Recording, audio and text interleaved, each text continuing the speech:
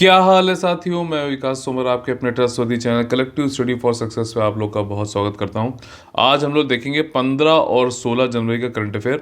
Mega current affair हर Sunday को आता है। इसमें क्या है कि सैटरडे का भी हम लोग इसमें इंक्लूड कर लेते हैं, क्योंकि सैटरडे को हम लोग पिछले हफ्ते का संडे से लेकर फ्राइडे तक का रिवीजन करते हैं पूरा। ठीक, तो ये जो है आप लोग के लिए संगठित तरीके से एक पूरी स्ट्रेटजी है, जिसमें रिवीजन का भी हमने जोड़ा हुआ है। ये हिंदी इंग्लिश दोनों में ही होगा। टेलीग्राम चैनल आप लोग ज्वाइन कर सकते हैं। यहाँ पर रोज़ सुबह आपको 6 बजे करंट अफेयर मिलता है। इसके अलावा आपको जो है डेली स्टडी प्लान मिलता है, मेंस आंसर राइटिंग प्रैक्टिस होती है। रोज़ शाम को 8 बजे जो है आपका लाइव डाउट डिस्कशन भी होता है। ठीक, एंड मैनी मोर। तो इसको आप ज्वाइन कर लीजिए, लिंक डिस्क्रिप्शन में दे रखा है। और कोई भी क्वेरी हो तो व्हाट्सएप या फिर टेलीग्राम कर सकते हैं आप लोग 9650347272 पर। ठीक है, जो आज के हमारे most important 20 most important topics हैं जो कि प्रीलिम्स और मेंस में आ सकते हैं, यूपीएससी, यूपीपीएससी, बीपीएससी में या फिर अदर स्टेट पीसी एग्जामिनेशन में, वो ये सारे हैं। चलिए एक एक करके सबको विस्तार से देखते हैं। ठीक, पहला टॉपिक जो है वो है ज्योग्राफी से general studies paper 1, कैट्रॉल hill fault. देखो, जो आपका गुजरात है, गुजरात में आप लोग को याद होगा भुज में अर्थक्वेक आया था, बहुत बड़ा, बहुत ज़्यादा, मतलब उससे जान माल का खतरा और नुकसान हुआ था। ठीक, क्योंकि जो आपका ये गुजरात वाला एरिया है ये सिस्मिक जोन में आता है। सिस्मिक जोन में क्या होता है भाई साहब कि आपका अर्थक्वेक के ज़्यादा जो है चांसेस होने के वहाँ पर आगे आने वाले टाइम में संभावनाएं हैं। ठीक, और इसमें ये जोन जो है यहाँ पे कई सारे फॉल्ट है, मतलब जो यहाँ की जियोलॉजी है उसमें कई सारी जो है दरारें हैं। और दरारें जो है क्या होता है कि मान लीजिए, जैसे आपको पता है कि इंडियन प्लेट जो है वो आपकी यूरेशियन प्लेट से आपकी ऐसे टच कर रही है। ठीक, तो ये कोलाइडिंग, मतलब यहाँ पे हो रहा है, कोलिजन हो रहा है। तो धीरे धीरे जब ये बढ़ेगी तो कई सारे रॉक जो है उनके बीच में ये यही रह गया, ये आगे बढ़ गया तो दरारें पड़ जाती हैं। तो उसी तरीके की एक दरार है जिसका नाम है आपका कैट्रॉल हिल फॉल्ट। ठीक, और जब ये रॉक के बीच में कई सारी जो है कंप्रेशन की वजह से आपस में जो है आपका रॉक एक, मतलब एक ये रॉक है, ये दोनों लोग जो है जुड़ते आ रहे हैं, तो धीरे धीरे क्या होता है कि यहाँ पे एनर्जी एक्यूमुलेट होती रहती है और फिर एकदम से एनर्जी रिलीज होती है। उसी को हम लोग सिस्मिक वेव्स या फिर अर्थक्वेक के रूप में जानते हैं। ठीक, ये वाली चीज़ है। और आपका अर्थक्वेक जो इवेंट है अभी, major earthquake event in the last 30 years resulted in the spectacular changes in the landscape of the Catroll hill fault. तो ये जो कैट्रॉल हिल फॉल्ट है जो कि गुजरात के कच्छ रीजन में है, ये यहाँ पे कई सारे अर्थक्वेक आते रहे हैं पिछले 30,000 सालों में। ये भी यहाँ के सेडिमेंट्स की जो सैंपल की टेस्टिंग हुई उसमें ये बताया गया है, तलछट के नमूनों के पर किए गए एक अध्ययन से पता चला है। ये रीजन कौन सा है ये चीज़ जानना जरूरी है। और आप लोग के लिए देखो, ये क्वेश्चन यूपीएससी ने इस बार मेंस में पूछा था। आप लोग के लिए जो होमवर्क ये है कि सिस्मिक जोन्स ऑफ इंडिया, ठीक, जो कहाँ कहाँ पे एक मैप बनाओ उसका, सिस्मिक जोन ऑफ इंडिया, इसमें सारे दिखाने चाहिए आपको। ठीक है, अच्छा, इंडिया में 4 हैं, सिस्मिक जोन 1 नहीं है भारत में। ठीक, 2, 3, 4, 5। ठीक, 5 में दिल्ली भी आता है, 5 सबसे ज़्यादा खतरनाक है, मतलब यहाँ पे अर्थक्वेक के आने के चांसेस ज़्यादा है। ठीक, सिस्मिसिटी जो है आपकी कच्छ रीजन में हाई बहुत ज़्यादा कॉम्प्लेक्स है। ठीक, मल्टीपल सिस्मिक सोर्सेज यहाँ पर काम करते हैं, जो कई सारे यहाँ पे ट्रेंडिंग फॉल्ट लाइन्स है। जैसे मैंने आप लोग बताया कि ईस्ट वेस्ट फॉल्ट लाइन्स है, मतलब ऐसे करके ईस्ट से वेस्ट के बीच में। क्यों? क्योंकि ये वाला एरिया जो है, याली जो हमारा कॉन्टिनेंटल प्लेट है, ये ऊपर जा रही है। ठीक है, और ऊपर कोलाइड कर रही है यूरेशियन प्लेट से। तो यहाँ पर क्या होता है, कई बार ये इसमें दरार आ जाती है, तो कई सारी ऐसी फॉल्ट लाइन्स हैं। ठीक, और ये कंटिन्यूसली जो है इसमें टेक्टोनिक स्ट्रेस एक्यूमुलेट होता है, जिसकी वजह से कई सारे रेगुलर इंटरवल पे अर्थक्वेक आते रहते हैं, जो मैंने आपको कॉन्सेप्ट अभी समझाया। ठीक, रियल टाइम मॉनिटरिंग जो है आपकी अर्थक्वेक जब से 2001 वाला भुज वाला अर्थक्वेक हुआ तब से हो रही है। तो मोस्ट ऑफ द फॉल्ट जो पाए गए रीजन में उनके नाम समझ लीजिए। अब यहाँ पर देखो, कच्छ मेनलैंड फॉल्ट है, ठीक, साउथ वगड़ फॉल्ट है, गेडी फॉल्ट है, आइलैंड बेल्ट फॉल्ट है। तो ये वाला नाम तो नहीं देगा, बाकी फॉल्ट के नाम दे देगा आपको एग्जाम में, क्वेश्चन में।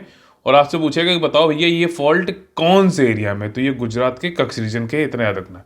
ठीक, इन सबको तो मॉनिटर कर लिया जा रहा है, लेकिन जो कैट्रॉल हिल फॉल्ट है जो कि कच्छ रीजन गुजरात में ही है, इसको मॉनिटर करना थोड़ा सा कठिन है, क्योंकि इसमें कई सारे जो है सोर्सेज ऑफ जो है सिस्मिक रीजन सोर्सेज के काम कर रहे हैं, तो इसलिए काफ़ी कॉम्प्लेक्स है, जटिल है इसको करना मॉनिटर। ठीक, तो ये सारी चीज़ें। अच्छा देखो, यहाँ पर एक चीज़ मैं आप लोगों के लिए वैल्यू एडिशन कराना चाह रहा था। ये अभी जो आपका गल्फ ऑफ कच्छ देखो, तो ये ओशियन वाटर कहाँ पे, ये एरिया में। ठीक, लेकिन आपको मालूम है सिंधु सभ्यता जब इंडस वैली सिविलाइजेशन थी तो जो पोर्ट सिटी था वो कौन सा था, धोलावीरा। तो ये इतनी अंदर क्यों था? इससे हमको ये पता चलता है कि जो पानी है पहले समुद्र का वो यहाँ तक था, तभी तो ये रण ऑफ कच्छ जो बना हुआ है जिसमें कि सॉल्ट पैंस ऑफ इंडिया बोला जाता है, ये गुजरात। तो ये यहाँ पे पानी था पूरा और ये पोर्ट सिटी हुआ करती थी, लेकिन पानी धीरे धीरे रिसीड होके इधर चला गया। तो ये कौन सी टाइप की शोर लाइन हुई, ये शोर लाइन ऑफ इमरजेंस हुई, ठीक। और दूसरी कौन सी होती है, शोर लाइन ऑफ सबमर्जेंस, जहाँ पे जो है तटीय क्षेत्र को पानी ढक ले रहा होता है आपका समुद्री वाटर। ये पढ़ा है कि नहीं पढ़ा? एनसीईआरटी तो पढ़ लो मेरे भाई, और उसके अलावा कुछ और पढ़ने की जरूरत नहीं, करंट अफेयर अपना देख लेना है, बस सारा कुछ वहीं से हो जाएगा, ठीक। ये रिपीट हो गया, सिस्मिक जोन इन इंडिया आप लोगों को मैपिंग करनी है, इंपॉर्टेंट है, ठीक। अगला जो हमारा टॉपिक है general studies paper 3 science and technology संबंधित है। देखिए विनिशा उमा शंकर, बहुत ही इंपॉर्टेंट नाम है इनकी, मैं आपको पिक्चर दिखा देता हूँ। ये विनिशा उमा शंकर जी हैं, छोटी सी ये गुड़िया हैं, और इन्होंने क्या है कि आयरन मैक्स बनाया है, ठीक, पावर्ड बाय द सन। यहाँ पे इन्होंने सोलर पैनल लगा दिया, और जिससे कि आयरन मतलब कि आप वो कर सकते हो ना, जो आपका जो प्रेस लगाते हैं कपड़ों में, तो आपने देखा होगा भारत में ज़्यादातर जो प्रेस लगाते हैं उसके लिए कोयला यूज़ होता है। तो इन्होंने एक बहुत ही अच्छा जो है यहाँ पे इनोवेशन किया कि इन्होंने कहा कि सोलर के जरिए स्टीम बनाओ, और स्टीम से जो है आप ये प्रेस, जो आयरन जिसको इंग्लिश में बोलते हैं, प्रेस चलाओ, ताकि कोयले का उपयोग ना हो। और ये आपका जो है क्लाइमेट चेंज से लड़ने के लिए बड़ी बात होगी, और ये इसकी काफ़ी तारीफ हुई है।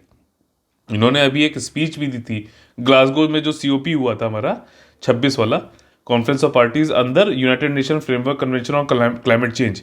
वहाँ पे इन्होंने आके बोला था, काफ़ी वाहवाही हुई थी। और इन्होंने इसके अलावा ये बताया था कि लोग के घर जा जाकर आप जो है आयरन कर सकते हो, ठीक। कपड़े देने के लिए हम लोग जैसे जाते हैं ना प्रेस देने, बड़ा आलस आता है, तो ये आपके घर ही आ जाएंगे, वहाँ कर सकते हो आप इसके जरिए। और साथ ही साथ इसमें USB और पोर्ट भी है कई सारे, तो और भी इनकम इससे जनरेट हो सकती है। तो काफ़ी अच्छा इन्होंने, देखिए करने के लिए कोई ऐसा नहीं था कि बहुत बड़ी चीज़ है, आपको लग रहा होगा कि इसमें लगी होगी, लेकिन कॉन्सेप्ट को जमीन पे उतारना, ठीक, जो इन्फॉर्मेशन है उसको नॉलेज बनाना, ये चीज़ जो है आप जो होता है ना, जो सोचता है और जो करता है, दोनों में फ़र्क है।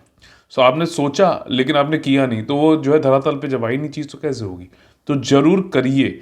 कुछ आप हो सकता है कि आपको कई बार जो है ना आपके मुताबिक जो आपने सोचा वो हो, लेकिन जब करोगे नहीं तो बिल्कुल नहीं होगा, ये चीज़ है समझने वाली।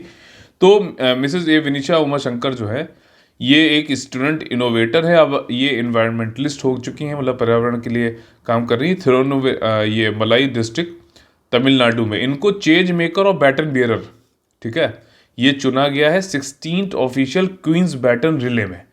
अब देखो क्या है, यहाँ पे कॉमनवेल्थ गेम से संबंधित भी आप थोड़ी सी नॉलेज ले लीजिए, ठीक।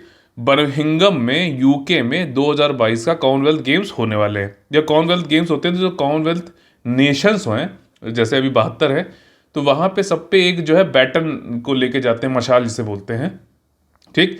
वो हर हर टेरिटरी में जाके घूम के आती है, ठीक। और 294 दिन का इसमें टाइम लगेगा। 7 अक्टूबर से चली थी, 28 जुलाई 2022 तक ये अलग अलग कंट्रीज में घूमेगी। तो जो 16वां क्वींस बैटन रिले था, अभी भारत में जो है, भारत 27वां नेशन है आउट ऑफ 72 जिसमें कि ये बैटन आ गया है। तो इस बैटन को लेके चलेगा कौन? यही चलेंगी विनिशा उमा शंकर जी, इन्हीं को चुना गया है चेंज मेकर और बैटन बेयरर, बैटन को बेयर करके चलेंगी ये, ठीक। 12 से 15 ये चली जनवरी के बीच में इन्होंने चला होगा, ठीक। तो ये एक काफ़ी ज़्यादा जरूरी चीज़ थी। कॉमनवेल्थ गेम्स क्या है, कितने नेशन है, कितने दिन, बहुत सारी इन्फॉर्मेशन एक साथ समेकित करके आपके सामने लाई गई है। ये मोबाइल आयरनिंग कार्ट जो इन्होंने बनाया था, इसको अब्दुल कलाम आज़ाद इग्नाइट अवार्ड भी मिल चुका है। इग्नाइट अवार्ड कौन देता है? नेशनल इनोवेशन फाउंडेशन देता है, ठीक। नेशनल इनोवेशन फाउंडेशन जो है, ये एक स्वायत्त निकाय है दोस्त के अंतर्गत, यानी कि department of science and technology के अंदर ये मोबाइल आयरनिंग कार्ड इन्होंने बनाई है, ठीक। तो देखो कौन सा अवार्ड, इग्नाइट अवार्ड कौन दे रहा है, कि ये क्या चीज़ है, सारी चीज़ें एक साथ, और कहीं आपको करंट अफेयर देखने की जरूरत नहीं है। अब इस कार्ड में देखिए, जो मैंने आपको पहले बताया, सोलर पैनल का यूज़ किया जाता है, स्टीम बनाकर आयरन किया जाता है। और अभी इन्होंने इससे संबंधित ग्लासगो स्कॉटलैंड में जो अभी COP हुआ था, उसमें इन्होंने अपना भाषण भी दिया था। और ये काफ़ी इंपॉर्टेंट है, कोल वोल इसमें यूज़ नहीं होता है, क्लीन एनर्जी है, डोर स्टेप पे जाके कर सकता है। इसमें GSM PCO USB चार्जिंग, इससे एक्स्ट्रा पैसे भी कमा सकते हैं। क्यों? क्योंकि सोलर एनर्जी से इन सब में यूज़ कर लो, ठीक चीज़ें। और इससे जो है ग्लोबल क्लाइमेट चेंज प्रॉब्लम को साइंस, टेक्नोलॉजी और इनोवेशन के जरिए हम लड़ सकते हैं। विनीशा जो है प्राइड ऑफ द नेशन है, स्ट्रॉन्ग होप है, tomorrow can be better than today. ये मतलब इन्होंने एक तरीके से इंस्पायर कर रही है। Tomorrow can be better than today, ये बहुत अच्छा है। सतत विकास वाले किसी क्वेश्चन में आप इसको यूज़ कर सकते हैं, इस कोट को। और इसके अलावा जो है ये science tomorrow can be better than today जो है, ये कैसे हो सकता है? जब आपकी वैज्ञानिक सोच हो, साइंटिफिक थिंकिंग हो, सोसाइटल फोकस हो, समाज की तरफ आपका ध्यान हो, ठीक, इंस्टीट्यूशनल सपोर्ट हो, ठीक। तो ये सारी चीज़ें जो है नेशनल आपका फाउंडेशन जो है आपका नेशनल इनोवेशन फाउंडेशन, ये सारी चीज़ें इन सब ऐसे विचारों को बढ़ावा देता है, ठीक। याद रहेगा ना, विनिशा उमा शंकर नाम है इनका। अगला जो हमारा टॉपिक है जनरल स्टडीज पेपर 3 इकोनॉमी संबंधित। देखिए इंडिया और यूके के बीच में फ्री ट्रेड एग्रीमेंट नेगोशिएशन चालू हो गया। फ्री ट्रेड एग्रीमेंट का मतलब ये नहीं होता जितना भी व्यापार हम कर रहे हैं, मान लीजिए यूके है, इंडिया है, ठीक, कुछ चीज़ें हम इंपोर्ट करेंगे, कुछ चीज़ें एक्सपोर्ट भी करेंगे, ठीक है। तो उसमें कौन सी एक लिस्ट बनती है, लिस्ट में कौन कौन सी चीज़ों पे कोई भी जो है टैरिफ या टैक्सेशन नहीं लगाया जाएगा, तो उसी में बोल दिया जाता है कि फ्री ट्रेड एग्रीमेंट। तो ये फ्री का मतलब ये नहीं होता कि बिल्कुल व्यापार में कोई टैक्स लग ही नहीं लगता है। और कुछ एक निगेटिव लिस्ट भी बनती है जिसको बोलते हैं निगेटिव लिस्ट। निगेटिव लिस्ट ये होती है कि इनमें अगर ट्रेड होगा तो कोई भी ट्रेड की रियायत नहीं दी जाएगी। खैर, यहाँ पर जो है मेन चीज़ ये है कि इंडिया यूके के बीच में फ्री ट्रेड एग्रीमेंट के नेगोशिएशन बहुत सालों से बाधित है। कई सारे इशू हैं, जैसे कि इंडिया यूके बोलता है कि आपके यहाँ सेफ्टी नहीं है, ठीक है ना, डेटा प्रोटेक्शन नहीं है, तो हम नहीं करने देंगे। और ये जो है इंडिया कहता है कि आप हमको अपना मार्केट एक्सेस दीजिए। खैर, अब यहाँ पे नेगोशिएशन स्टार्ट है। मिनिस्ट्री ऑफ कॉमर्स हमारे यहाँ से ट्रेड देखता है, उनके यहाँ से जो है आपका UK secretary of state for international trade, इन दोनों के बीच में जो है चालू हो गई नेगोशिएशन। और इसका टारगेट ये है कि 2030 तक जो टारगेट है बायलैटरल ट्रेड, जो द्विपक्षीय व्यापार है, उसको डबल करने की बात की जा रही है, ठीक। और ये भी सेट किया गया था टारगेट हमारे प्रधानमंत्री और यूके प्रधानमंत्री के द्वारा मई 2021 में, पिछले साल। और यूके एक्सपेक्ट करता है कि वो एफटीए जो है विद यूके, जो हमारा यूके के साथ में फ्री ट्रेड एग्रीमेंट होने वाला है, इसमें हम ये एक्सपेक्ट करते हैं कि प्रेडिक्टिबिलिटी होगी भाई, कि हाँ प्रेडिक्ट कर सकते हैं कि हम कोई चीज़ इंपोर्ट या एक्सपोर्ट कर रहे हैं तो उस पर क्या टैक्सेशन है या फिर नहीं है। निश्चितता होगी, पूर्वानुमेयता होगी, पारदर्शिता यानी ट्रांसपेरेंसी होगी। और इससे बहुत ज़्यादा उदारवादी और फैसिलिटेटिव कॉम्पिटिटिव सर्विस रिजीम बनेगा। यूके के साथ एफटीए होने पर हम कौन कौन सी चीज़ें एक्सपोर्ट कर सकेंगे? लेदर, टेक्सटाइल, कपड़ा, jewellery and processed agri products, ठीक है, मतलब प्रसंस्करण किया हुआ कुछ एग्रीकल्चर कमोडिटीज़। और इंडिया ये भी एक्सपेक्ट करता है कि हमारा जो मरीन प्रोडक्ट्स हैं, जैसे कि श्राइम्प हो गई, मछली और ये सारी चीज़ें, तो उनके एक्सपोर्ट में भी बहुत ज़्यादा जंप आएगा। Through the recognition of 56 marine units of India, recognize कर लेगी तो उससे काफ़ी फर्क पड़ने वाला है इंडिया के एक्सपोर्ट पर। साथ ही साथ फार्मा सेक्टर, दवाइयों के सेक्टर में भी म्यूचुअल रिकॉग्निशन एग्रीमेंट हो जाएगा, तो इससे हमें मार्केट एक्सेस मिलेगा यूके का, जो कि और हमें मदद करेगा, ठीक। और इसके अलावा और पोटेंशियल किसमें है? इंफॉर्मेशन टेक्नोलॉजी संबंधित software, BPO, nursing, education, health care, AYUSH, audio visual services, इन सब के में हमको बहुत ज़्यादा हेल्प मिलने वाली है यूके के साथ एफटीए होने पर, ठीक। ये चीज़ है। और मूवमेंट भी लोगों का आसानी से हो पाएगा, मतलब हमारे engineer, doctors, health care workers, तो सर्विस सेक्टर में काफ़ी ज़्यादा बूम होने वाली है, ठीक। अगला जो हमारा टॉपिक है general studies paper 2 education, India edtech consortium. देखो क्या हुआ है कि आपने कई सारे एजुकेशन जो कि टेक्नोलॉजी के यूज़ करते हुए लोगों तक एजुकेशन पहुंचाने का जो काम कर रहे हैं, जैसे कि आपने बड़े बड़े नाम सुने होंगे, इसमें कोई बड़ी वो बात नहीं है। जैसे बायजूस हो गया, बायजूस नहीं, कैरियर 360, ग्रेट लर्निंग, ये सब बायजूस के ही हैं, इन्होंने एक्वायर कर लिया है, ठीक। और Harappa, Times Edutech and Events Limited, Scaler हो गया, Simplilearn, Topper, Unacademy, upGrad, Vedantu, WhiteHat Junior, ठीक। तो ये सब ये कह रहे हैं what is told is what is sold, मतलब हम जो बताते हैं वही हम बेचते हैं। खैर ऐसा होता नहीं है। इन लोग के आपने आफ्टर सेल सर्विसेज देखी होंगी, बहुत ही बेकार है, बहुत ही बेकार। मतलब एक बार खूब कोल्ड कॉलिंग करके ये जीत गया, वो जीत गया, इतना डिस्काउंट, उसका डिस्काउंट। एक बार आपने कोर्स खरीदा, फिर उसके बाद पलट के आप एक बार पूछ के देखना, कोई भी इनकी जो आफ्टर सेल है बहुत ही बेकार है इन सारे उसकी। और क्वालिटी में भी अब इनका जो है कोई भी विश्वास नहीं है, सिर्फ क्वांटिटी में विश्वास है। क्वांटिटी क्या है? एजुकेटर्स भर दो, बिल्कुल जिन्होंने एग्जाम दिया नहीं, कभी निकाला नहीं, उनको भी भर देंगे, ठीक। और आपका जो है सिर्फ फैसिलिटेशन है, आपको बड़ी बड़ी मार्केटिंग करके लाखों करोड़ रुपया खर्च करके मार्केटिंग करते हैं और आपको जो है अब देखने वालों को लगता है हाँ ये सब बढ़िया है, लेकिन अगर आप सच देखो तो आफ्टर सेल सर्विसेज नहीं है। और ये इनके खुद कई लोग जो है काम कर रहे हैं, संस्था का नाम नहीं लूँगा, वो लोग खुद ये चीज़ बताते हैं और कई सारे ऑडियो भी आए हैं, उनको आप सुन सकते हो। गलौज करके उनको कहा जाता है बस तू लेके आ, लोगों का एडमिशन करा किसी तरीके से भी, बाकी तेरा तेरा टारगेट ये पूरा होता है, नहीं तो लात में बहुत गाली वाली देख के बात कर रहे हैं। कई सारे बड़े बड़े इंस्टीट्यूशन इनका नाम लिया, उनमें से ये इंक्लूडेड है। तो इंडिया एडटेक कंसोर्टियम इन लोगों ने मिलकर अब क्या कर रहे हैं, ग्रुप कर रहे हैं। ये लोग वैसे भी आपका मोनोपोली की तरफ मूव कर रहे हैं, चाह रहे हैं भाई इन्हीं लोग का आधिपत्य हो जाए, इन्हीं लोग का वर्चस्व आ जाए, ठीक है ना। तो ये चीज़ वैसे ठीक नहीं है। हालांकि कई लोग जो है इनको गाली दे के बहुत ज़्यादा जो है उनके हेटर्स को अपने साथ जोड़ने की कोशिश करते हैं। वो एक अलग सास बहू वाला खेल चल रहा है, वो उसमें नहीं पड़ेंगे हम लोग। खैर यहाँ पे जो न्यूज़ है वो ये है कि इंडिया एडटेक कंसोर्टियम, इन लोगों ने एक तरीके कंसोर्टियम बोल रहे, लेकिन आप अगर ध्यान से समझो तो ये एक तरीके का कार्टेल है। ये सब मिल के बाद में क्या प्राइसिंग क्या सेट होगी, ये लोग खुद सेट करेंगे, ठीक।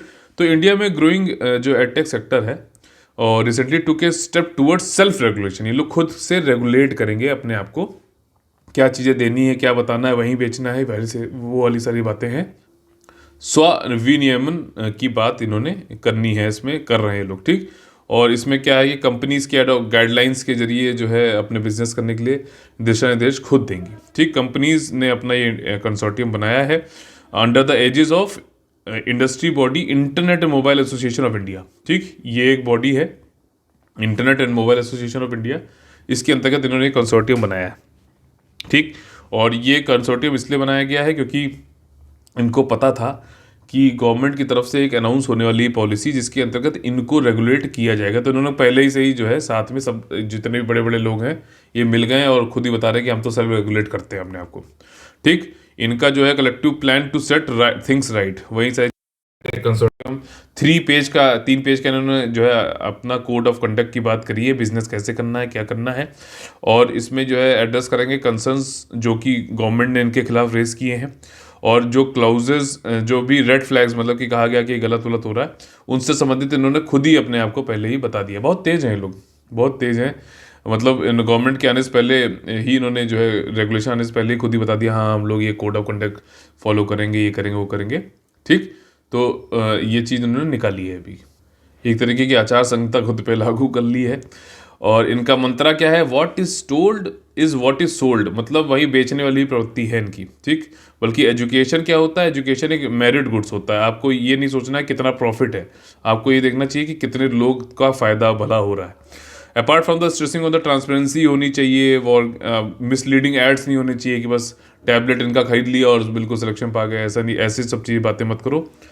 कोड ऑफ कंडक्ट ये भी बताएगा कि क्या लीगल टर्म्स होने चाहिए क्वालिफिकेशन के लिए। कई लोग तो ये भी बोल दे रहते हैं, जैसे कई एक ऊपर ये अपग्रेड है कि बता देंगे कि जो इनका तुमने कोर्स कर लिया तो एमबीए की डिग्री मिल गई, बीबीए की डिग्री के बराबर हो गया। तो ये सब भी चीज़ें आप ऐसे नहीं बोल सकते हो। गाइडलाइन जो आएंगे उसमें कहा गया कि आपको अगर ऐसा कुछ करना है एड्स को, तो आपको पहले इनको कंप्लाइंट करना पड़ेगा यूजीसी और एआईसीटीई के द्वारा जो गाइडलाइंस दी गई है उनके अनुसार, उनके अनुरूप, तभी होगा। तो सेल्फ रेगुलेशन करने की बात करी गई है, लेकिन एक तरीके से ये क्या किया है कि इन्होंने सारे लोगों की भीड़ इकट्ठा करके एक साथ एक आवाज़ देने की कोशिश करी है कि हम भी हैं, समझ रहे हो ना। ये चीज़ है मेन गेम यहाँ पर कंसोर्टियम बनाने का। इतने भले भले लोग ये लोग नहीं हैं।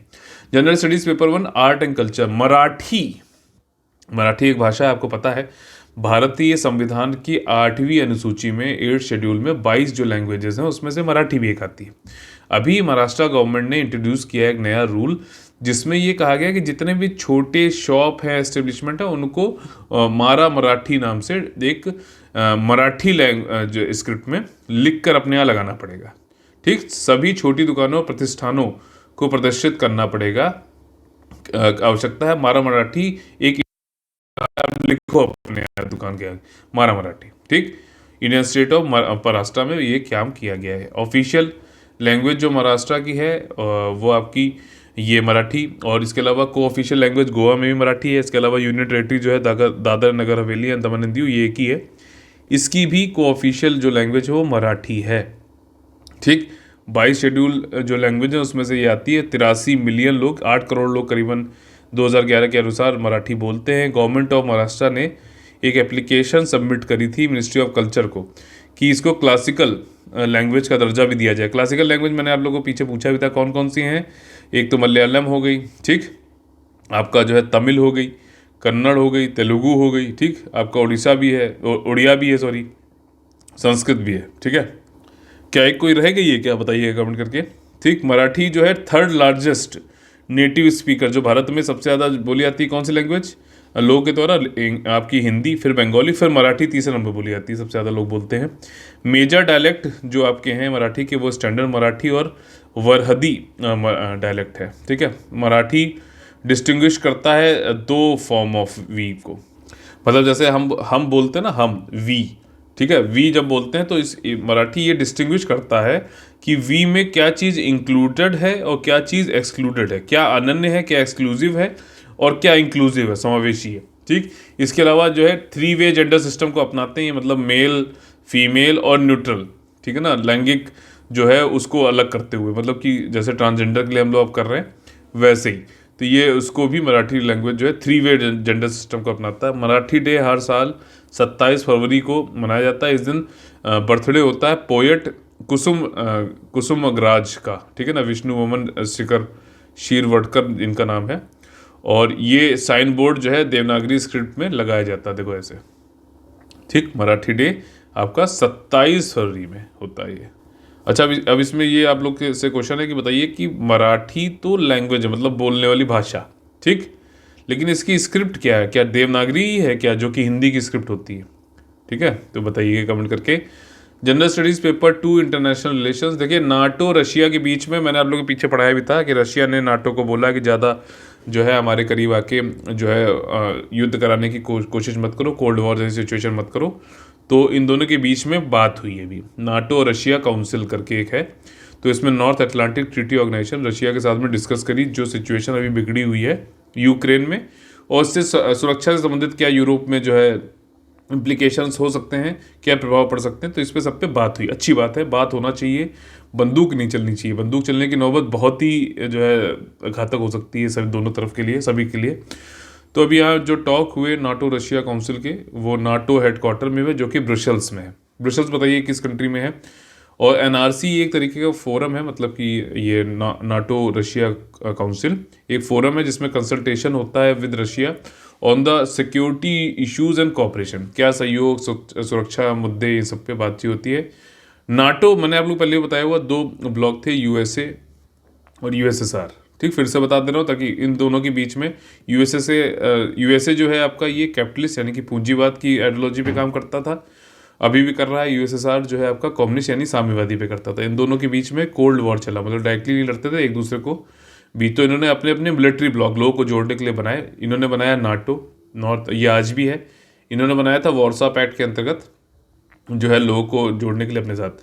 अब यूएसएसआर का विघटन हो गया और उसके बाद जो है ये रशिया रह गया, तो ये वॉर्सा तो नहीं रहा लेकिन नाटो अभी भी है। अभी धीरे धीरे क्या करता है कि यूएसएसआर और रशिया के जो जो वेस्ट में जो कंट्रीज है उनको अपने अंतर्गत लेने की कोशिश करता है, तो रशिया इसको जो है मना कर रहा है। और उसने पीछे रशिया ने जो है वार्निंग भी दी थी, तो इसी पे ही नाटो रशिया काउंसिल की बातचीत अभी हुई है। नाटो बना था 1949 में और ये मिलिट्री ब्लॉक था, इसमें कलेक्टिव प्रोटेक्शन देने की बात करी गई थी United states, Canada, American allies जो है यूरोप में, उन सबके बीच में। और कम्युनिस्ट एक्सपेंशन को रोकने के लिए बात करी गई थी सोवियत यूनियन की, कम्युनिस्ट जो साम्यवादी सोच को आगे बढ़ावा दे रहे थे, ठीक। और सोवियत यूनियन ने ही ऐसे ही अपना क्या है ईस्टर्न यूरोपियन जो नेशन थे जो रशिया के वेस्ट में आज जैसे कि यूक्रेन, ये सारी कंट्रीज, इनको जोड़ा था वॉर्सा पैक्ट के अंतर्गत, जो कि 1955 में आ गया था 6 साल बाद, ठीक। लेकिन 1991 में जब इसका विघटन हो गया आपका, तो इसको ख़त्म कर दिया गया, ठीक है ना। तो अब क्या उसके बाद बना था CSTO, ठीक है ना, या अभी कजाकिस्तान में जो टर्मोल चल रहा है उसमें यूज़ भी हुआ था, मैंने आप लोग बताया था क्या इसका जो है फुल फॉर्म है, अभी नीचे पूछा भी हुआ अभी आपसे, ठीक। इसका जो है फुल फॉर्म क्या था आपका, Collective Security Treaty Organization. Kazakhstan में ऑयल के दाम बढ़ने पर टर्मोइल हो गया काफ़ी ज़्यादा जो है, तो इन्होंने कजाकिस्तान ने मदद मांगी रशिया से CSTO के अंतर्गत। खैर यहाँ पर 2014 में रशिया ने क्या किया कि यूक्रेन से उनकी लड़ाई वड़ाई चल रही थी, तो वहाँ पे उन्होंने जाके क्रीमिया एक जगह है उसको अपने अंदर जो है उसको हथिया लिया उन्होंने, रशिया ने। तो रशिया काफ़ी जो है बुराई भी हुई, काफ़ी जो है इंटरनेशनली इनके ऊपर प्रतिबंध भी लगाए गए, G7 जो था उससे भी निकाल दिया गया, काफ़ी चीज़ें हुई। और नाटो अलाइज जो है ये अभी भी इसको रिकॉग्नाइज नहीं करते हैं और कहते हैं इलेजिटिमेट है जो आपने किया है। अच्छा, आप लोग से क्वेश्चन ये है कि क्रीमिया जो है वो किस सी से जुड़ता है, कैस्पियन सी से, ब्लैक सी से, नॉर्थ सी से या बाल्टिक सी से? इसके जरिए आपको मैपिंग भी हो जाएगी और ये क्वेश्चन पूछा भी आ चुका है। ठीक, अब बोलने वाला था मैं, आंसर छोड़िए।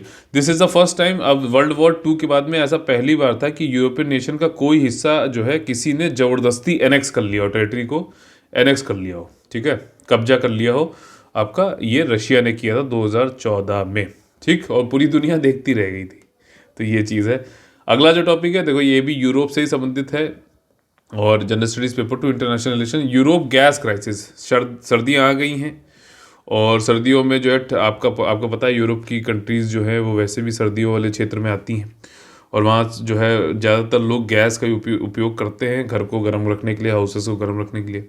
लेकिन जो इनका एक मतलब आपका एग्रीमेंट है रशिया से, क्योंकि यूरोप के पास अपने गैस के ऑयल के इतने भंडार नहीं है, ठीक। रशिया के ऊपर इन्होंने क्रीमिया को जब इन्होंने कर लिया रशिया ने कब्जा, तो रशिया के ऊपर प्रतिबंध लगाया गया, लेकिन फिर भी कुछ एक लॉन्ग टर्म एग्रीमेंट था जो कि यूक्रेन को गैस अभी भी देता है, ठीक, गैस प्रोवाइड करने का एक समझौता हो रखा है।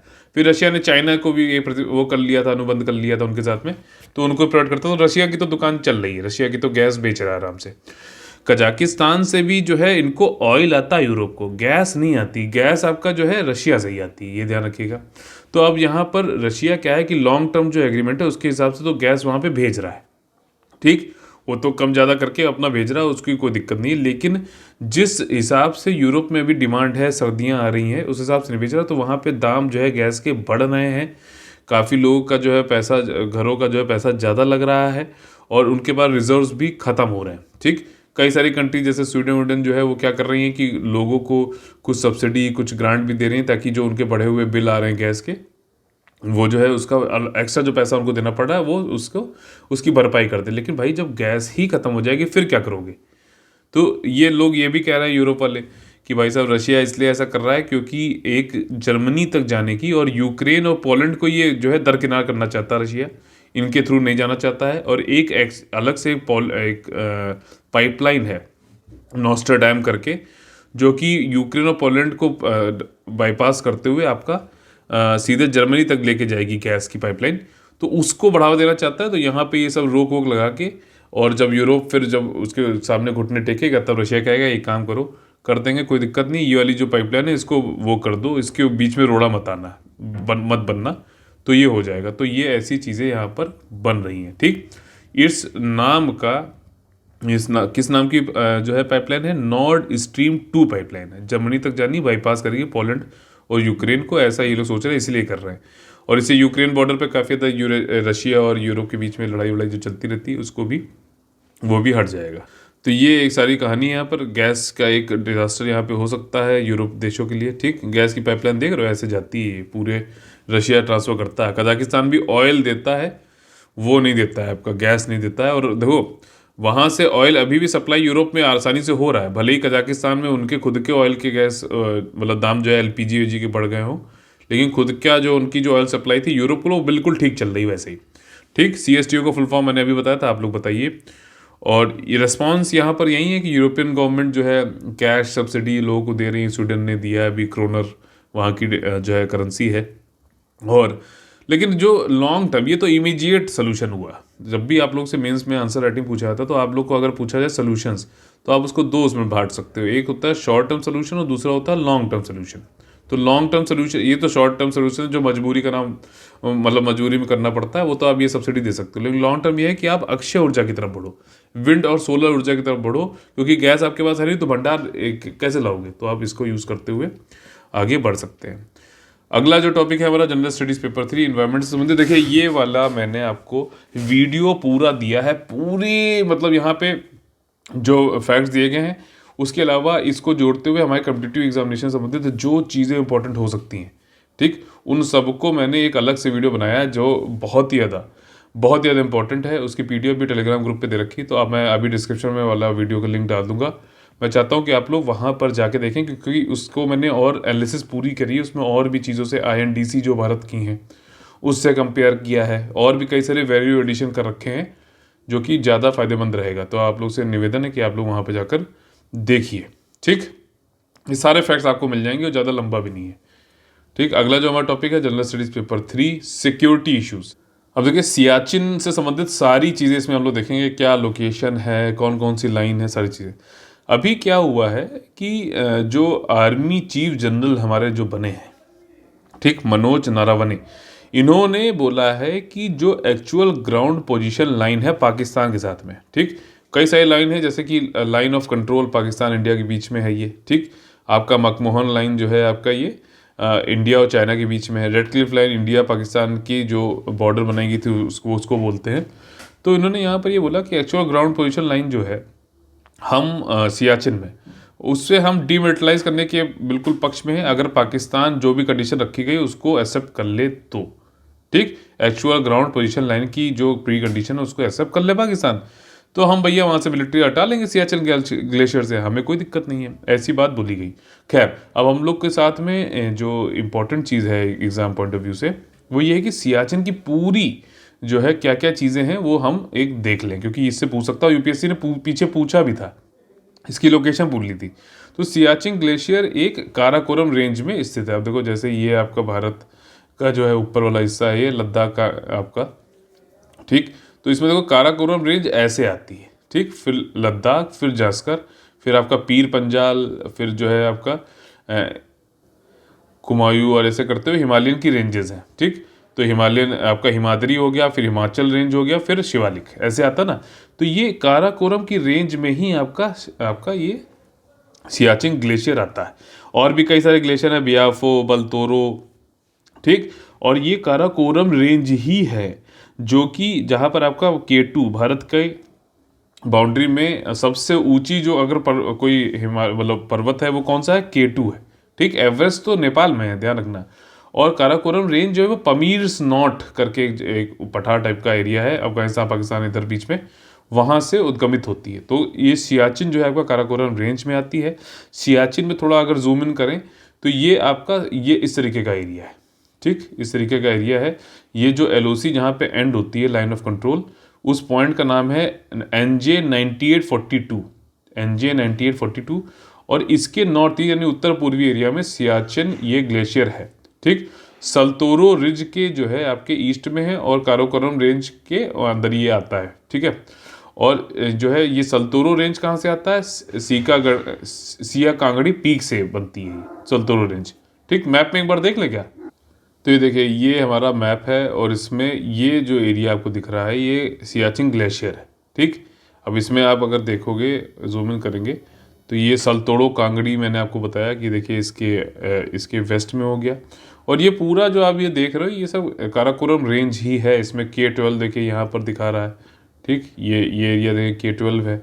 साथ ही साथ अगर आप देखो तो गैशरब्रूम ये सब, और ये रहा K2, ये सबसे ऊंचा पर्वत है भारत के बाउंड्री के अंतर्गत, ध्यान रखना इसे। ठीक, और फिर इसके जो है आप ऊपर यहाँ पे ऊपर देखोगे तो ये सारा जो है आपका चाइना का हो गया। ठीक, ये देखिए पूरा अगर आप इसको जूम आउट करो तो आपको ये मैंने टोपोग्राफी वाला आप चेंज कर सकते हो, इसको आप कर लो सेटेलाइट व्यू, तो और आपको अच्छा दिखेगा सेटेलाइट का। देखो ये पूरा एरिया जो है बर्फ़ से ढका हुआ है। ठीक, और ये जो है पूरा ये आपका काराकोरम रेंज है। इसमें ये सारे बायोफो, बलतोरो, हैफो, मतलब ये सारे जो है आपके ग्लेशियर्स होते हैं। ठीक, ध्यान मतलब ग्लेशियर्स का नाम याद रख लीजिएगा।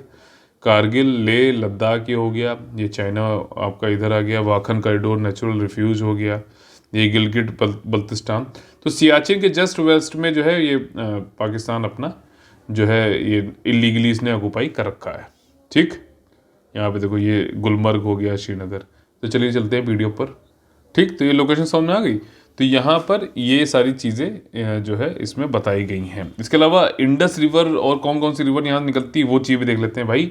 जो सियाचिन ग्लेशियर है वो एक तरीके का वहाँ से पानी मेल्ट होता है तो वाटर का सोर्स भी है, ठीक है ना। और सॉरी तो और भारत का जो आपका जो ऑपरेशन था जिसके जरिए सियाचिन ग्लेशियर पे हमने कब्जा किया था वो था ऑपरेशन मेघदूत, याद रखना, ऑपरेशन मेघदूत। ठीक, 1984 में हमने करके पाकिस्तान से छीन लिया था ये।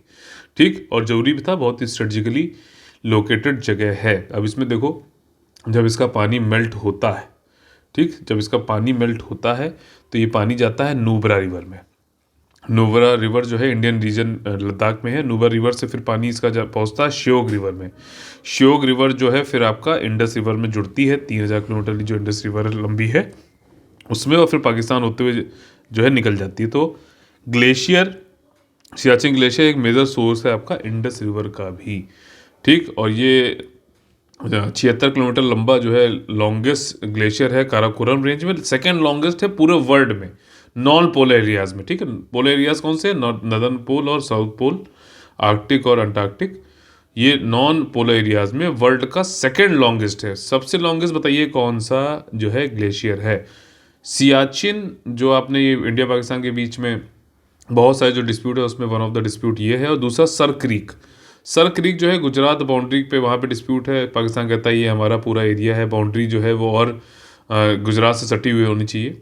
तो लेकिन ये दोनों जो है लो हैंगिंग फ्रूट माने जाते थे इंडिया पाकिस्तान के रिश्तों में सुधार करने के लिए, लेकिन ये दोनों ही अभी नहीं हो पाए हैं सॉल्व, ना हो पाएंगे, क्योंकि पाकिस्तान इसमें जो है अपना अड़ंगा फालतू का लगाता रहता है। एक कॉन्सेप्ट, एक प्रिंसिपल होता है थलवेग प्रिंसिपल, थलवेग प्रिंसिपल, ठीक है। इसके बारे में जो पढ़िएगा सर क्रीक से संबंधित है, ठीक है। चलो, सियाचिन का पूरी चीज़ें मेरे ख्याल से में आ गई होगी। वर्ल्ड लॉन्गेस्ट कौन सा ग्लेशियर है जरूर बताइएगा। अगला जो हमारा टॉपिक है general studies paper 2 international relation संबंधित। इंडिया और श्रीलंका के बीच में जो रिलेशन है उसमें करेंसी स्वैप का एक प्रावधान है, करेंसी स्वैप। अब देखो, पहले थोड़ा पृष्ठभूमि समझ लेते हैं यहाँ पर। श्रीलंका में जो है पूरा टूरिज्म बेस्ड जो है इंडस्ट्रीज है, सबसे ज़्यादा टूरिज्म से उनकी जीडीपी में पैसा आता है। जब से पैंडेमिक यानी कि कोरोना आया तब से टूरिज्म तो ध्वस्त हो गया, टूरिज्म ध्वस्त हो गया, तो और इनको ज़्यादातर चीज़ें इंपोर्ट करनी पड़ती हैं, ठीक, इंपोर्ट करनी पड़ती। तो उस इंपोर्ट के लिए जो इनको भुगतान करना होता है वो डॉलर्स में करना होता है। जब सैलानी आ नहीं रहे, टूरिज्म आ नहीं रहा है, तो उनके बाद डॉलर कमा नहीं पा रहे, डॉलर कमा नहीं पा रहे, तो जितने पैलेस थे वो इंपोर्ट तो उनको क्योंकि करना ही है, क्योंकि बेसिक नेसेसिटीज़ तो ये इंपोर्ट ही करते हैं। तो ये सारा जो इनका पेमेंट है वो डॉलर में होता गया इंपोर्ट का। अब इनके यहाँ मतलब ऐसी सिचुएशन हो गई श्रीलंका में, आपको सच बताऊँ तो, कि मतलब कंगाल होने की स्थिति में खड़े हुए। अब श्रीलंका को भारत के जैसे यहाँ पे टंगा हुआ है, तो श्रीलंका को हम छोड़ नहीं सकते, भारत समझ लेना। जब क्यों? क्योंकि एक तो चाइना वाले यहाँ पर बैठे हुए हैं, तो चाइना के लिए हम छोड़ दें तो हमें हेल्प करनी है, इंडिया को हेल्प करनी है। और चाइना भी जानता है, ये श्रीलंका भी जानता है कि चाइना को हम ज़्यादा तवज्जो देंगे तो बाद में हमको वो हड़प लेगा। खैर ये अब डिपेंड करता है श्रीलंका के लीडर्स के ऊपर। अभी तो खैर थोड़े प्रो चाइना टाइप के हैं वो लोग, तो ये चीज़ें हैं। तो मतलब लीडर खाली इंडिविजुअल के लिए सोच रहा है, पूरे देश के लिए नहीं सोच रहा है, ये चीज़ है। तो इंडिया के साथ में करेंसी स्वैप एग्रीमेंट हो रखा है श्रीलंका का, ठीक। करेंसी स्वैप में क्या होता है कि भाई साहब एक काम करो, हम आपको जो है, आप हमें डॉलर दे दो, ठीक है ना, डॉलर दे दो, और जब हम वापस जो है हमारे पास आ पाएंगे डॉलर तो हम वो वापस कर देंगे। तो इंडिया क्या करेगा, इंडिया जो है कन्वर्ट करेगा आईएनआर को डॉलर में, और डॉलर को कन्वर्ट करके जब डॉलर कन्वर्ट आ जाएगा इंडिया के पास तो वो श्रीलंका को दे देगा, ठीक। तो करेंसी स्वैप एग्रीमेंट के अंतर्गत ये हमारी पहले से इनके साथ एग्रीमेंट हो रखा था, और जब ये डॉलर फिर से कमाएगा श्रीलंका तब वो वापस कर देगा, ठीक। स्वैप एग्रीमेंट है, इसका मतलब ये कोई अनुदान नहीं है, ठीक। तो अभी इसी में भारत ने कंफर्म किया है कि हम $400 मिलियन करेंसी स्वैप श्रीलंका को देंगे, और एक $500 मिलियन का जो सेटलमेंट है एशियन क्लियरिंग यूनियन के साथ में, हम वो बाद में डिफर कर दिया है अभी, क्योंकि एशियन क्लियरिंग यूनियन उसको जब क्लियर करेगा तब हम दे पाएंगे। तो 400 अभी तुरंत ले लो, और आइलैंड नेशन जो जिसके यहाँ काफ़ी ज़्यादा आर्थिक स्थिति खराब है उसको हेल्प करने के लिए दिया जा रहा है, ठीक। तो ये सारी चीज़ें, लाइन ऑफ क्रेडिट जैसे दिया जाता है, जैसे इंडिया बांग्लादेश को देता है कि हम इतना क्रेडिट तो आपको लोन जो है दे सकते हैं, $1 बिलियन है जहाँ तक मुझे याद आ रहा है, ठीक। तो वैसे ही श्रीलंका को भी दिया जा रहा है, क्योंकि उनके फॉरेन रिजर्व जो है वो ख़त्म हो गए हैं, डॉलर क्रंच वहाँ पे हो गया है, जो बाहरी जो ऋण है बहुत ज़्यादा हो गया, इंपोर्ट यहाँ पे बहुत ज़्यादा रहता है, एक्सपोर्ट कर नहीं पा रहे हैं, टूरिज्म ख़त्म है। तो इनकी जो $7 बिलियन की डेप्थ हो गई है 2022 में। जुलाई 2020 में भी भारत ने जो है सिमिलर स्वैप फैसिलिटी के अंतर्गत $400 मिलियन इनको दिए थे श्रीलंका को पैंडेमिक से निपटने के लिए, ठीक। और later provided 3 month roll over until फरवरी 2021 तक, ठीक। When central bank of Sri Lanka settle, तो उसने श्रीलंका ने वापस भी कर दिए थे फरवरी 2021 तक उसके बाद फिर अब वापस मांगा इन्होंने। ठीक, अच्छा यहाँ पे एक संस्था का नाम आया है एशियन क्लियरिंग यूनियन। ठीक, तो ये क्लियरिंग क्या होता है, जितना भी ये सेंट्रल बैंक के बीच में एक जो है सिस्टम है, जिसमें मान लीजिए कोई भी करेंसी को एक्सचेंज करना है या फिर एक करेंसी से दूसरे उसमें ट्रांसफ़र करना है, तो आप एशियन करेंसी यूनियन के पास में जाके करेंसी एक्सचेंज कर सकते हैं। इतना बड़ा अमाउंट है $400 बिलियन का, तो आईएनआर से करने इसको कन्वर्ट किया जा रहा है डॉलर में, फिर डॉलर से जो है इसको भेजा जाएगा श्रीलंका को। तो एशियन जो ये क्लियरिंग यूनियन है, इसमें देखिए सार्क के जो नेशंस हैं, ठीक, सार्क के जो नेशंस हैं उसमें ईरान को और जोड़ दो तो आपका एशियन क्लियरिंग यूनियन बन जाता है। ऐसे याद रखना। सार्क के नेशन कौन कौन से हैं? BBIN, मैंने आप लोग पहले बताया, मैप्स। BBIN में मैप्स क्या है? बांग्लादेश, भूटान, इंडिया, नेपाल, आपका ये म्यांमार हो गया, ठीक, MA अफगानिस्तान, पाकिस्तान और श्रीलंका। ठीक, लेकिन इसमें ईरान और जोड़ दो तो ये आपका BBIN मैप्स हो जाएगा। लेकिन एक संशोधन आपको और करना पड़ेगा, जैसे कि सार्क कंट्रीज में आपका अफगानिस्तान है, इसमें आपका जो है मालदीव्स है, ठीक है ना, एशियन क्लियरिंग यूनियन में, और ईरान है। ठीक, तो अफगानिस्तान की जगह मालदीव्स आ जाएगा और आपका जो है ये ईरान एक्स्ट्रा आ जाएगा, तो 9 कंट्रीज में आती हैं। इंडिया कंफर्म कर रही है आपका कि स्वैप जो है दो, अभी मैंने पीछे आप लोगों को पढ़ाया भी था कि इंडिया और श्रीलंका के बीच में एग्रीमेंट हुआ है आपका कि ट्रिंकोमली ऑयल टैंक को बनाएंगे, स्ट्रेटेजिकली लोकेटेड किया था ना पीछे हम लोग ने कवर ये करंट अफेयर में। तो उसके बाद अब इंडिया से ये लोग पैसे, तो अब हमारे रिश्ते थोड़े से अच्छे हो सकते हैं, लेकिन चाइना भी बीच में फैक्टर, उसको भी ध्यान में रखना पड़ेगा। जनरल स्टडीज़ पेपर 2 एजुकेशन संबंधित देखें तो सहोदया स्कूल कॉम्प्लेक्स, ठीक, CBSE ने अनाउंस किया है 27वां संस्करण अभी नेशनल कॉन्फ्रेंस ऑफ सहोदया कॉम्प्लेक्स हम मनाएंगे 17-18 जनवरी को। ठीक, सहोदया जो है इसका कॉन्सेप्ट का मतलब वही है जैसे हम लोग कलेक्टिव स्टडी फॉर सक्सेस का वही कॉन्सेप्ट है, राइजिंग टुगेदर, एक साथ उठना। ठीक, Sahodaya school complex concept literally means rising together. ठीक, और इसमें देखिए ये एग्जिस्टेंस में आया था 1986 में, जब मतलब आइडियाज़ की सिनर्जी के लिए CBSE ने इसको चालू किया था ताकि एजुकेशन को बढ़ावा मिल सके, ठीक, उत्कृष्टता आ जाए।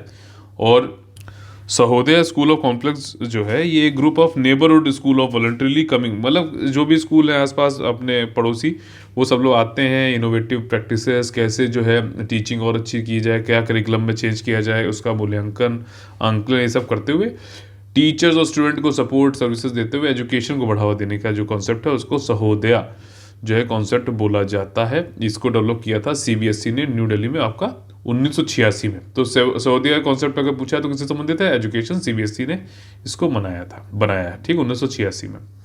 अब देखो, जब अभी मकर संक्रांति हम लोग ने मनाई तो कई सारे जो है हार्वेस्ट फेस्टिवल्स होते हैं उसी दिन।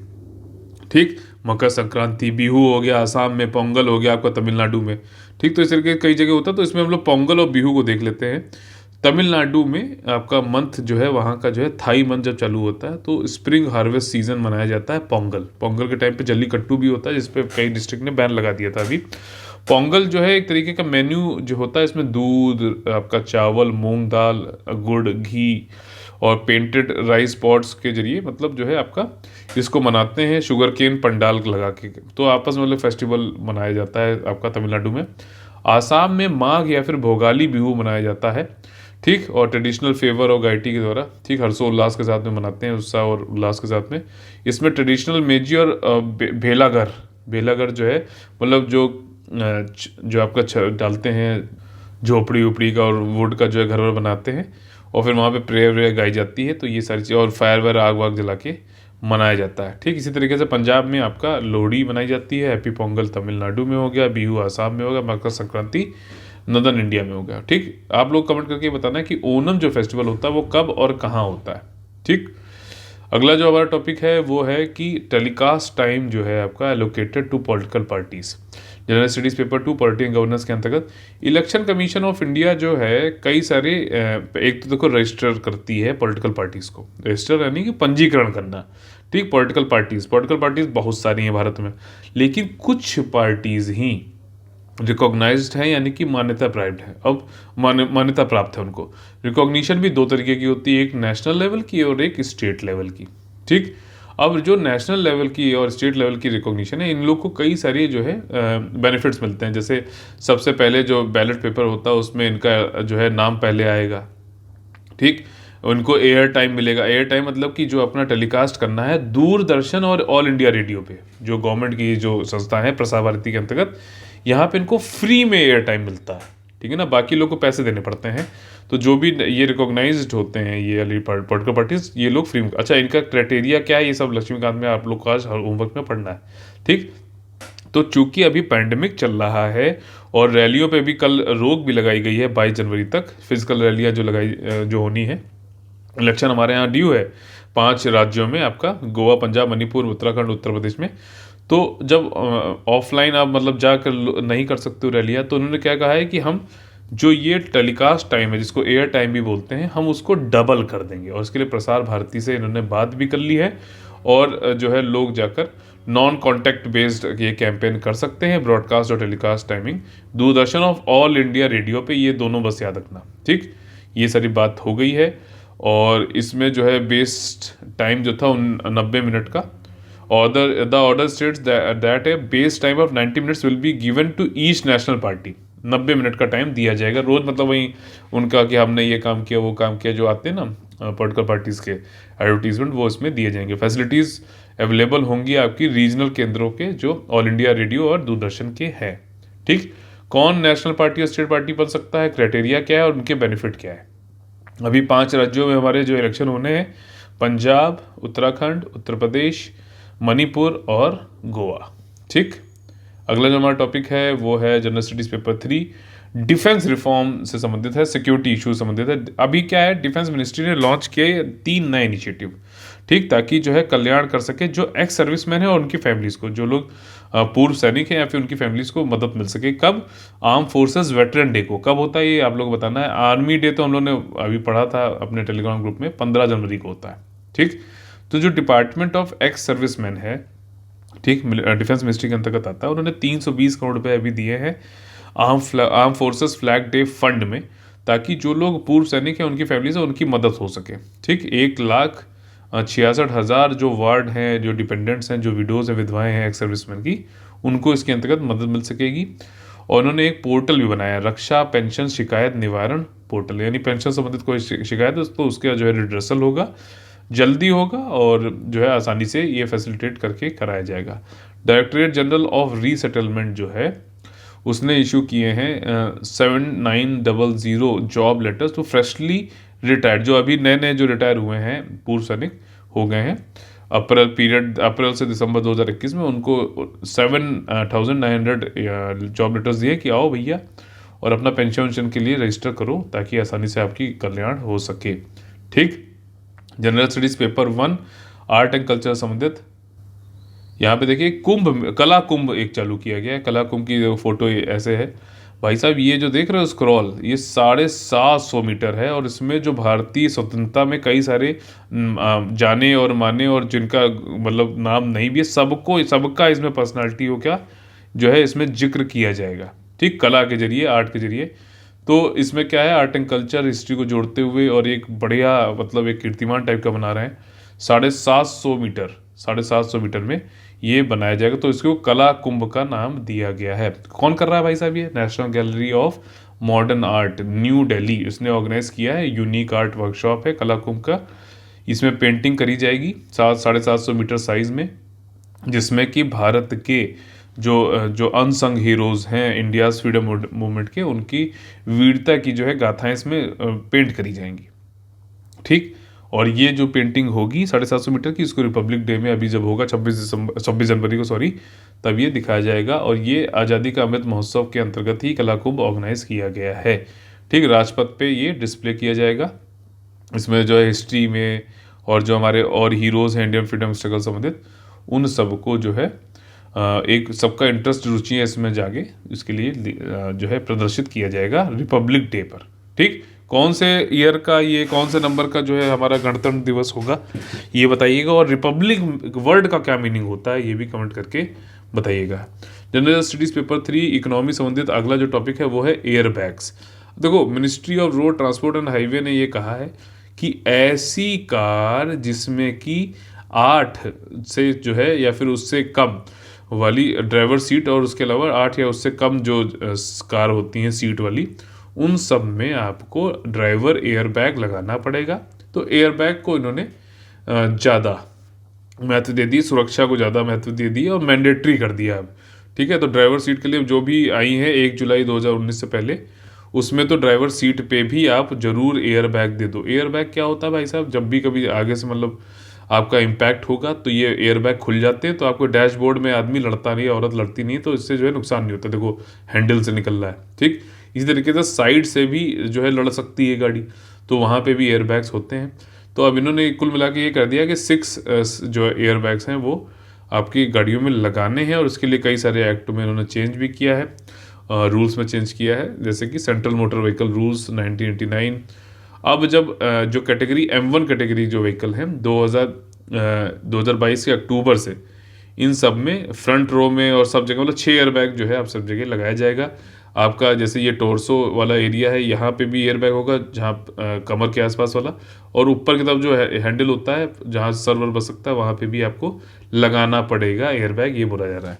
इसको बोलते हैं साइड या फिर साइड टोर्सो एयरबैग, जो नीचे साइड में पैर और कमर के साइड में है, और दूसरा होता है साइड कर्टन और ट्यूब एयरबैग, जो कि सर्वर को बचाने के लिए साइड से अगर लेटरल इम्पैक्ट हो रहा तो उसको बचाने के लिए अब मतलब सिक्योरिटी बढ़ाई जा रही है आपका कार के अंतर्गत जो लोग रह रहे हैं जा रहे हैं उनको। ठीक, बहुत ही ज़्यादा इंपॉर्टेंट जो हमारा अगला topic general studies paper 2 health issues संबंधित। देखिए बारीसिटिनिब और सोट्रोविमैब, WHO ने ये 2 ड्रग ट्रीटमेंट ऑफ कोविड-19 के लिए अप्रूव कर दिए, रिकमेंड कर दिए। ठीक है ना, नाम याद रख लो, जरूर आएगा क्वेश्चन, बारीसिटिनिब और सोट्रोविमैब।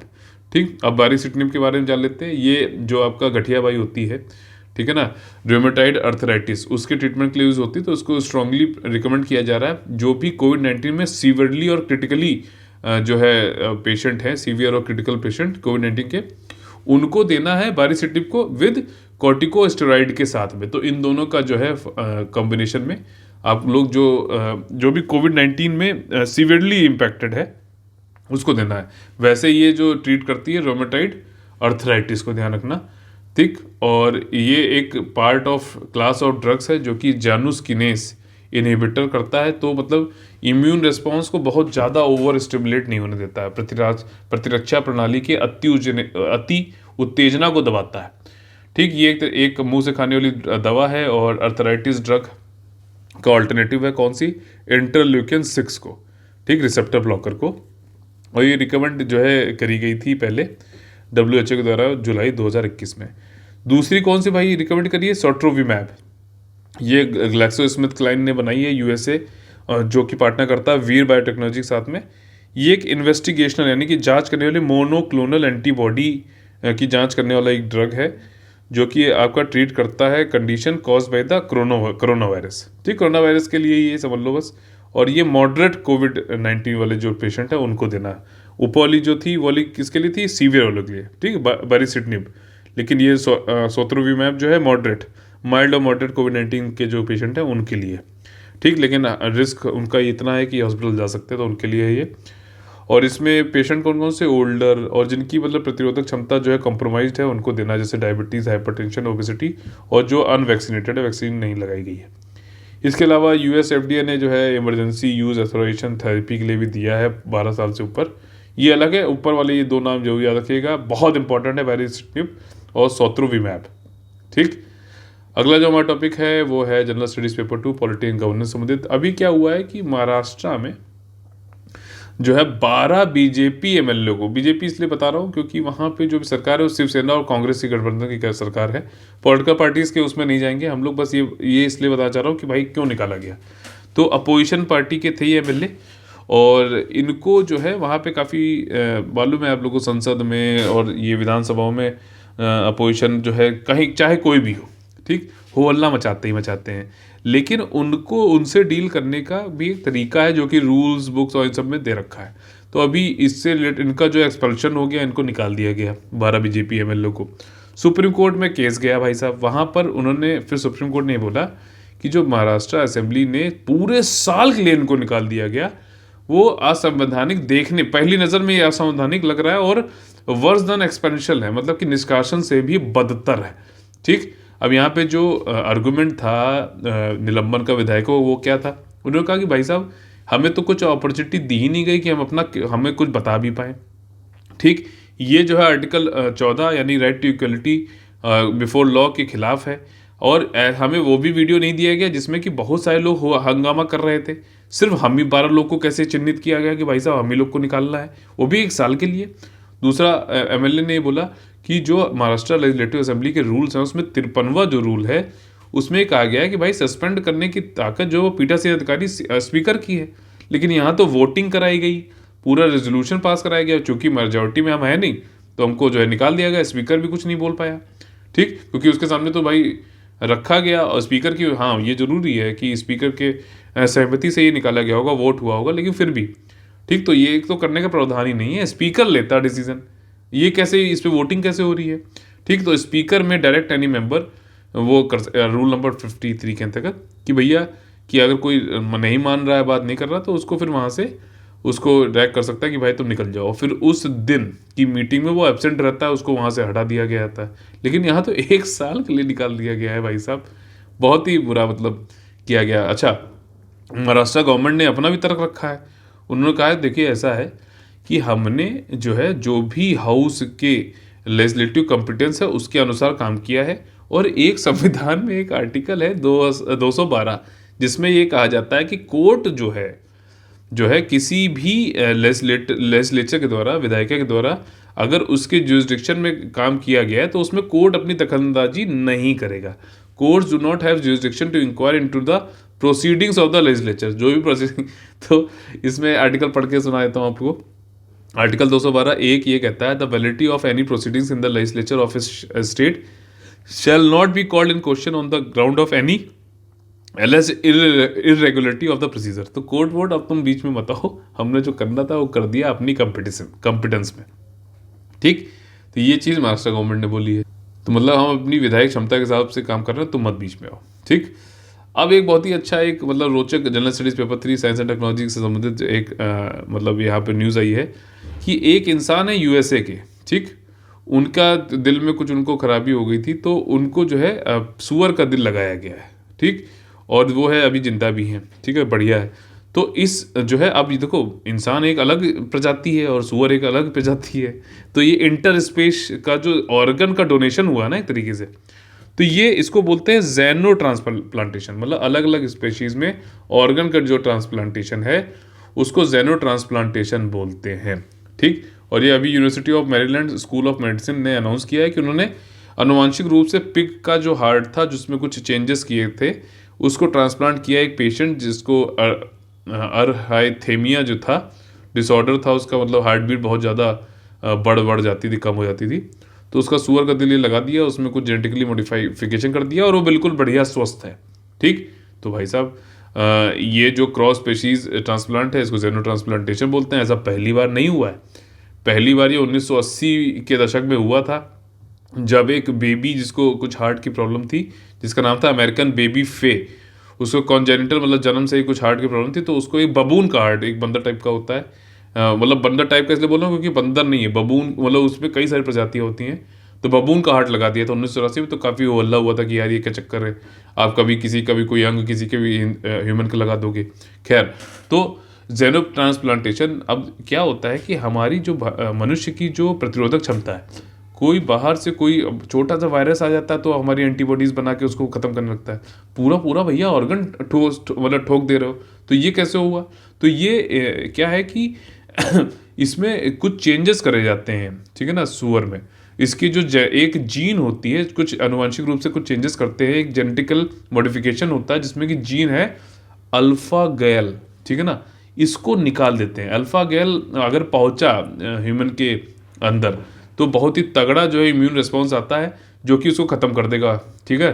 तो लेकिन ये जीन को हम निकाल लेते हैं और ऐसे निकाले हुए जो सुअर जो पिग्स होते हैं उनको गैल सेफ पिग्स बोलते हैं क्योंकि अल्फा गैल को हमने निकाल दिया है, ठीक। तो गैल सेफ पिग्स से जो है हम लोग ऑर्गन ले सकते हैं। तो मतलब आज जो है ये हार्ट लगाया, कल को कुछ और लगा सकते हैं, ठीक। तो ये चीज़ें, और यूएस एफडीए ने इसको अप्रूव भी, गैल सेफ पिग्स को अप्रूव कर रखा है। और अगर ऐसा होता है तो यार देखो, वैसे भी ऑर्गन डोनेशन में और कई सारे जो है इलीगली लोग ऑर्गन, किसी किडनी निकाले ले रहे हैं, किसी कुछ निकाल ले रहे हैं, तो इस तरीके से अगर हो सकता है तो भाई साहब कर ठीक है, अलाउ करना चाहिए, लेकिन हाँ रेगुलेशन भी होना चाहिए, तो कहीं कुछ पता नहीं क्या क्या होने लगे। तो ये सारी चीज़ें हैं, और ये कंपेटेबल है, अगर ये लगता है कि लॉन्ग रन में चल जाएगा तो ऑल्टरनेट सप्लाई ऑफ ऑर्गन्स मिल सकते हैं लाइफ थ्रेटनिंग डिजीजेस के लिए। ठीक, तो ये सारी चीज़ें जितनी इंपॉर्टेंट थी मैंने यहाँ पे आप लोग को बताई। इसके अलावा जो अगला टॉपिक है जनरल स्टडीज़ पेपर 1 ज्योग्राफी संबंधित, देखिए मेकाडातू रिजर्वायर, ये मैंने आप लोग के साथ में कवर भी किया था नवंबर में। जैसे मैंने आप लोग बताया था कावेरी रिवर पर, ठीक, कावेरी रिवर पर डिस्प्यूट है, इंटर स्टेट डिस्प्यूट है, कर्नाटका, तमिलनाडु, केरला और पुदुचेरी भी है उसमें डिस्प्यूट में। ठीक, तो उसमें क्या है कि एक यहाँ पर कर्नाटका बेंगलोर में पानी भेजने के लिए मेकादातू रिजर्वायर बनाना चाहता है। ठीक, पानी को स्टोर करेगा। तमिलनाडु क्योंकि वो लोअर राइपेरियन स्टेट है, तो वो कह रहा है कि भाई साहब तुम यार पानी रोक लोगे, तो एक तो जो अवार्ड मिला था ट्रिब्यूनल के द्वारा inter state Kaveri river dispute में, उसका उल्लंघन होगा, दूसरा हमारे यहाँ पानी पहुँचेगा ही नहीं, सब पानी तुम यहीं रोक लोगे, तो ये क्या चक्कर है। और ये जो है बाउंड्री इसकी 4 किलोमीटर जो है जसदूर है, और यहाँ से 150 किलोमीटर भाई साहब बेंगलुरु, जहाँ तुम पानी भेजना चाहते हो, तो करना क्या चाह रहे हो। तो ये चीज़ें, तो इस पर तमिलनाडु इसका विरोध कर रहा था। तो अभी मेघदातु रिजर्वायर जो है, तो यहाँ पे जो कर्नाटका में अभी जो गवर्नमेंट है वो क्या कर रहा है कि मेघदातु मार्च कर रहे हैं, बेंगलोर से जाएंगे मेघदातु तर, अपनी पॉलिटिकल वो दिखाना चाह रहे हैं कि हम, भले ही वो हो ना हो, लेकिन बस ये है कि एक तरीके से पॉलिटिकल स्टंट तो है ही है। और दूसरा मतलब एक पब्लिक सपोर्ट लेने के चक्कर में, मतलब वहाँ पे सब लोग जाएंगे मार्च, जैसे एक क्या था डांडी मार्च गांधी जी ने किया था जो मतलब ब्रिटिशर्स के खिलाफ, ठीक, 16 सत्याग्रह भी बोलते हैं, तो वैसे ये मार्च है। ठीक, इंटरलिंक करके ज़रूर पढ़ना चाहिए, बहुत ज़रूरी है। तो यहाँ पे तमिलनाडु मेघदातु तक जाएंगे, पानी बेंगलुरु के लिए जो है ड्रिंकिंग वाटर देना चाहते हैं। सुप्रीम कोर्ट ने में चैलेंज भी तमिलनाडु ने किया था कि भाई साहब कावेरी रिवर डिस्प्यूट में जो 2018 में अवार्ड लाया गया था उसका उल्लंघन है, और प्रपोज किया है कर्नाटका ने प्रोजेक्ट में कि भैया ऑन्टी गोंडलू, जो कि मेघदातु से 1.5 किलोमीटर दूर है, और जिसका मतलब होता है, मेघदातु मतलब होता है गोट्स लीप। ठीक, तो रामनगरा डिस्ट्रिक्ट में है ये, और साउथ कर्नाटका में। तो यहाँ पर 2 रिवर मिलती है, कावेरी और अर्कावती, याद रखना प्लीज़। तो इसको जो है यहाँ पर हम रिजर्वायर बनाएंगे और पानी भेजेंगे आपका बेंगलुरु में। तमिलनाडु से बॉर्डर इसका 4 किलोमीटर है, और बेंगलुरु से 100 किलोमीटर है। खैर, तो ये तो हमारे न्यूज़ हो गई, सारी चीज़ें जितनी अर्कावती वो सब हमने देख ली। आप लोगों को मैंने पहले ही बोला था, फिर बोल रहा हूँ, कावेरी रिवर सिस्टम को पढ़िए, पूरा मैपिंग करिए, कहाँ से उद्गमित होती है, कहाँ पे पानी बे ऑफ बंगाल में छोड़ती है। ठीक, ट्रिब्यूटरी सहायक नदियाँ कौन कौन सी हैं, कौन से स्टेट से होके जा रही है, और डिस्प्यूट, इतना तो कम से कम प्लीज़ ज़रूर करिए। तो इसी के साथ में आज का हम लोग का सेशन खत्म होता है। 15 सैटरडे को 15 और संडे, ये मेगा करंट अफेयर आज का है 15-16 जनवरी का। इसको जो है आप लोग लाइक शेयर सब्सक्राइब जरूर कराइए। आपका अपना चैनल है कलेक्टिव स्टडी फॉर सक्सेस, जहाँ पे हम लोग क्वालिटी और ऑर्गेनाइज तरीके से तैयारी करते हैं। कई लोग पूछ रहे हैं पेड ग्रुप के लिए, और पेड ग्रुप में जो चीज़ें हम यहाँ प्रोवाइड कर रहे हैं, इसके अप एंड अबव और बहुत सारी चीज़ें होने वाली हैं। उसका मैं पूरा जो है शेड्यूल प्रोजेक्ट मॉडल बना रहा हूँ, जल्दी इसकी आप लोग को जो है न्यूज़ दी जाएगी, बताया जाएगा टेलीग्राम चैनल पे भी, और वीडियो बना के भी बताऊंगा। ठीक, तो स्टे ट्यून्ड। कोई भी डाउट होता है 9650347270 पे आप लोग पूछ सकते हैं। तो चलिए, कल फिर से मुलाकात होगी सुबह 6 बजे। तब तक लिए आप लोग से लेते हैं अलविदा। जय हिंद, जय Bharat, all the very best है। वंदे वंदे मातरम।